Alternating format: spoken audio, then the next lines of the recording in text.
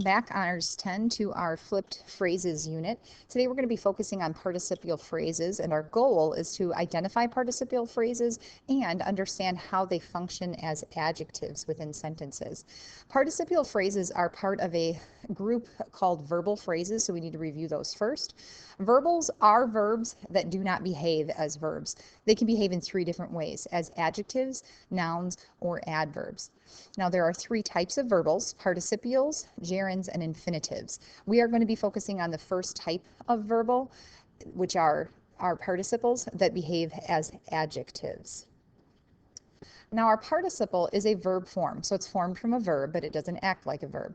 It is a verb form that functions as an adjective. And there are two kinds of participles: present participles and past. Present participles always end in ing. So take any verb, such as take, tack on an ing ending, taking, and makes it a participle, a present participle. Past participles often end in d or ed, but others are irregularly formed verbs and have different endings. For example, take in the past tense can be taken. You usually will recognize those irregularly formed past tense verbs, though, because you're familiar with the English language. A participial phrase begins then with the participle, that verb form that behaves like an adjective, and ends with the complements and modifiers of that verb, of that participle. Tips for you: a participial phrase is going to end at a punctuation mark, generally a comma or perhaps a period, or the participial phrase will end when it hits the noun that it describes. Participles can be removed from sentences because they function as adjectives. They aren't necessary, so if you can take out a phrase, that makes it a participial phrase. Also, participles cannot be moved. They should touch the noun or the pronoun that they modify, just as any adjective should. Let's take a look at some examples of participles to, first of all, locate the participial phrase and then identify what it is modifying. And so, tip for us: in order to locate the participles in each sentence, it helps to find the subject and the main verb of that subject and eliminate those. So for number one, our subject is photo. The photo did what? It won, which is our verb in the sentence, which means then taken by my father is our participial phrase. Notice that the commas are separating this participial phrase for us. The question is, what was taken by my father? What does it modify? The photo. You can take this phrase out of the sentence and still have a complete sentence. The photo won an award in the contest. So it is a participial. The participle, taken, ends in n, which is a past tense. So that makes this a past participial phrase.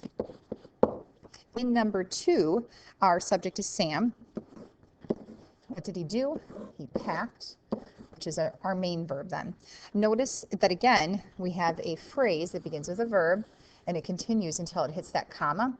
Noticing that his friends had left describes Sam, describes the noun, and it ends in ing, which makes this one a present participial. In number three, our subject is I. Our verbs are slipped and fell, which means our participial phrase is running on the ice. Again, we have a comma that ends the phrase and separates it from the rest of the sentence. Running ends in ing, so this is a present participial. You can check to make sure that this is a participle by removing it. You would have a sentence that reads, I slipped and fell. Now, one thing that we need to be cautious about with participles is that we have to be careful to avoid confusing the main verb in a verb phrase with a participle. So let's take a look at the first sentence here. The trip to Venus was canceled. Trip is our subject. To Venus is a prep phrase. It's not part of the subject. And then what is the verb for trip? The trip what? Was canceled is our verb then, our verb phrase. Let's take a look at this another sentence and find the subject. Another passenger filled the canceled appointment.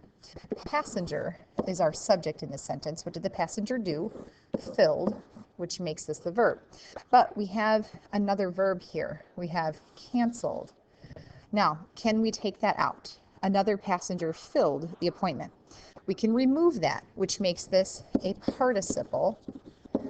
Because it ends in ed, it is a past participle.